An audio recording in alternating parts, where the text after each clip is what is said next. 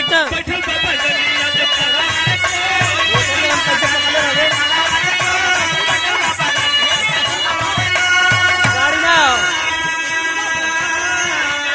Bike लिया नहीं अपन आओ तो चले बड़का भैया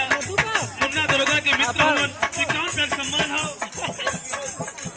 कैमरे बड़े भैया विनोद भैया तरफ से अच्छा है कि धरती सिक्काउन का सम्मान हो सबके प्रणाम बोले के आशीर्वाद करता हूं बैठना चाहे ना कब है तो कैमरे बड़े अजीत मित्र होवन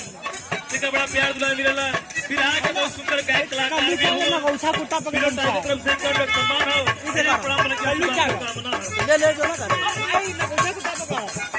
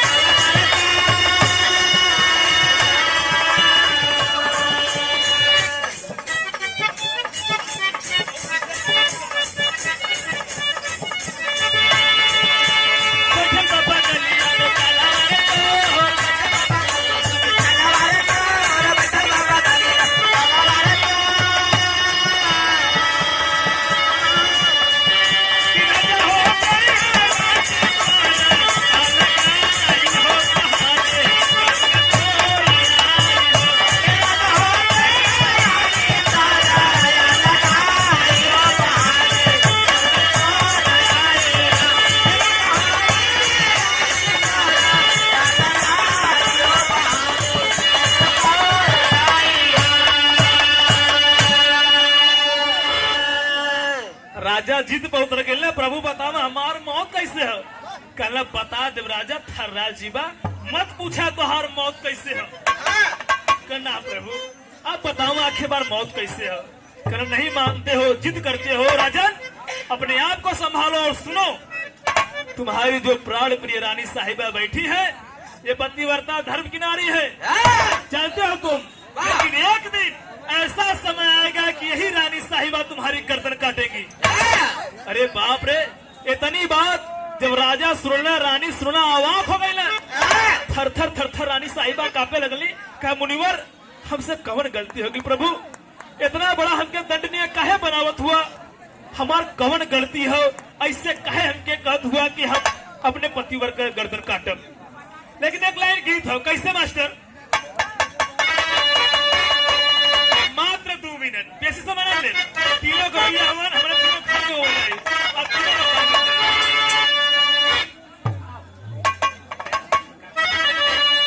नहीं भाई यहाँ फिर बाबूजी तेरे प्रधानी ना करिए गीत हो अरे जवन मचा पुराना दादा लोग कौन है बता दे तीनों चारों कैसे कैसे हो अरे जवन मजा आपका चाचा अरे जवन मजा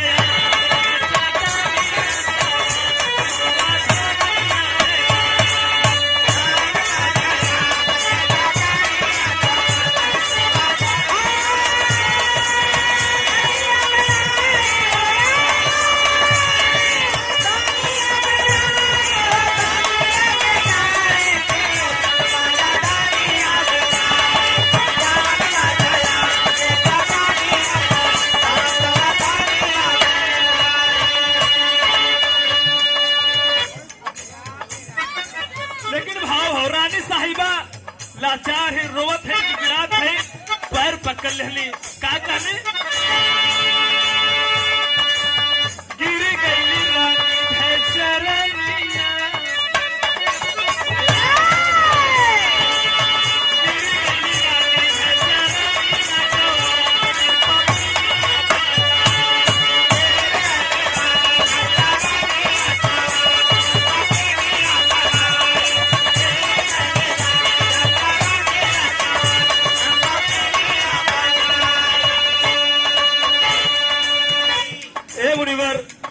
बताओ कौना दिन आई कि हम अपने पति का गर्दन काटो आंख में आंसू भर के रोवत है भैल का पतिव्रता धर्म जीवन का सपना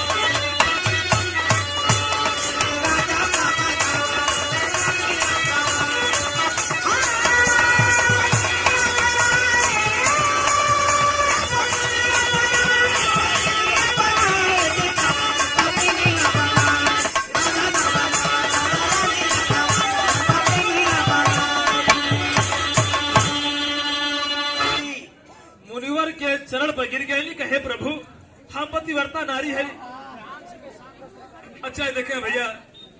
10 रुपया का सम्मान देना, डांस के साथ देना भैया, प्रणाम हो। कहा प्रभु बतावा हमसे कौन त्रुटि भइल, हम पतिव्रता नारी ऐसे काहे कहत हुआ रोवत है। राजा साहब कहला कि ए रानी विधि के विधान के गेट डाले वाला हो, समय आई देखल जाए, काहे चिंता होत है, समझावत हुआ भइल का।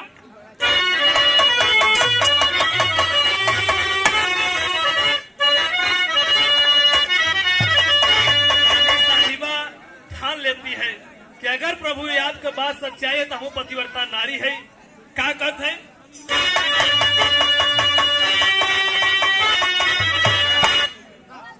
हरे विधानवा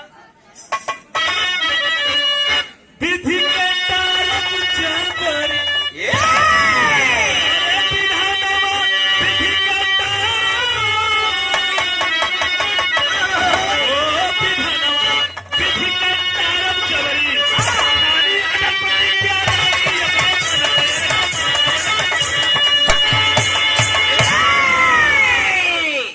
ठानी अटल प्रतिज्ञा रानी अपने मनवा, विधनवा विधि का टारब जबरी। ठीक हो, अगर मुनिवर याद का विचार है कि हम ही ऐसा काम करब तो हम प्रतिज्ञा करत थी कि कैसे ही बोला भइल का।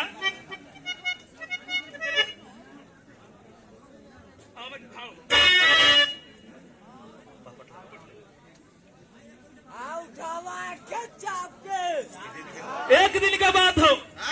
रानी साहिबा धीरे धीरे धीरे धीरे धीरे धीरे कुछ दिन बीत गई। रानी साहिबा विचार भैल के चली मायके घूम ले आई, और जब मायके